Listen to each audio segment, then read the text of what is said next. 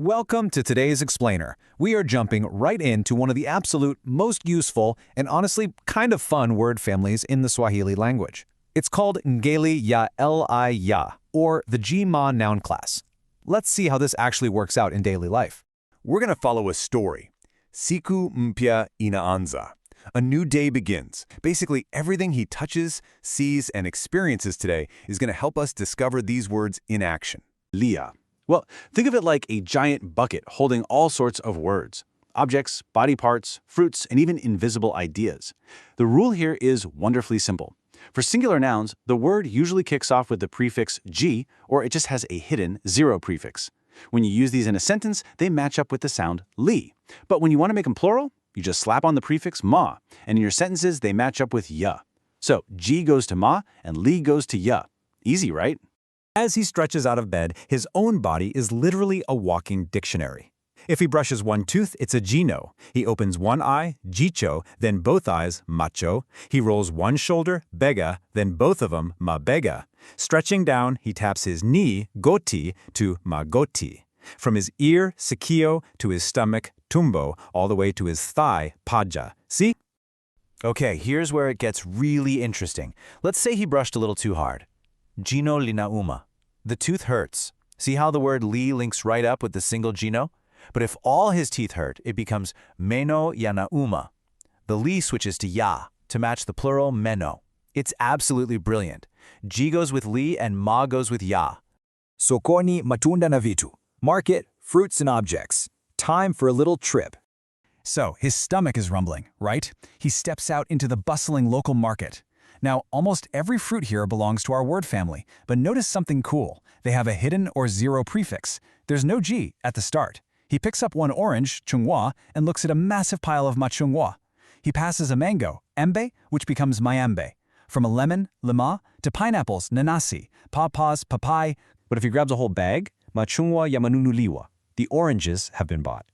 That hidden singular prefix matches right up with li, and the ma plural matches with ya. As he wanders around, even the very places around him are following these rules. The market itself is a suko, but many markets are masoko. He walks past a shop, duka to maduka, and looks out at a farm, shamba to mashamba. His journey takes him over a bridge, daraja to madaraja, past a relaxing veranda, baraza to mabaraza, near a beautiful lake, ziwa to maziwa. And all of this is right inside his home state, jimbo to majimbo. Leaving the market, he starts spotting everyday manufactured objects. And guess what? So when his ride finally shows up to take him to school, what happens?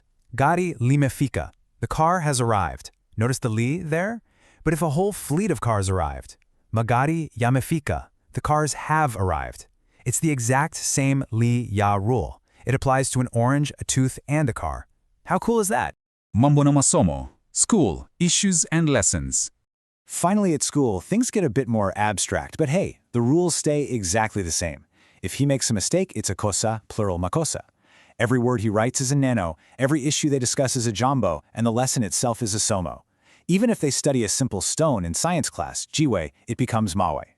Sitting right there at his desk, a single thought. Wazo becomes many, mawazo. He gives an answer, jibu, to a difficult question, Swahili. He learns that being a student is a huge responsibility, jukumu, week after week, juma after majuma. His whole entire day just runs on the Jima class. Maji na chakula. Evening, water, and food. The school bell rings and he heads home for a well-deserved dinner. Now here, we had a very special, slightly irregular group of words. You see, some things just can't be counted, like liquids. Because of this, they only exist in the plural ma form. Water is always maji, oil is mafuta, beans are maharagua, and corn is mahindi. This even works for abstract things you can't touch. Wealth is mali, misfortune is maafa, and problems are matata. Remember Hakuna Matata? No problems. They permanently wear that ma prefix. And because these words are permanently plural, they are going to always use the ya matching sound. For example, if someone accidentally spills a drink at the table, maji yamemwangika, the water has been poured. You will literally never hear maji lememwangika because maji operates strictly in the plural ya space, for sure. Mchezo wa ngeli Noun class game. Okay, you've seen the words in action. Now let's see how sharp your reflexes really are with a quick trick question. We learned about body parts this morning, right? Gino, meno. Goti, magoti. So what about the word for head? Kichwa in singular, vichwa in plural.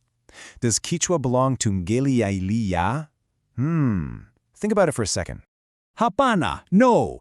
Kichwa and Vichwa actually belong to Nelia Ki V. Yep, not all body parts belong to Ella Ya.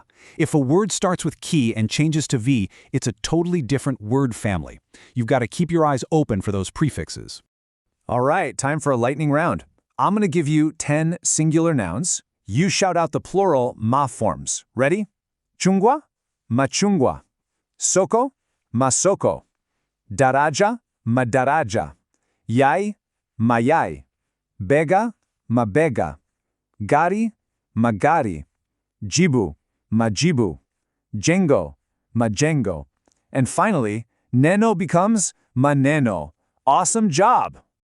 Look at that! In just a few short minutes, you've completely conquered vocabulary ranging from your morning routine to school subjects all the way to the dinner table. Where winim ta lamu?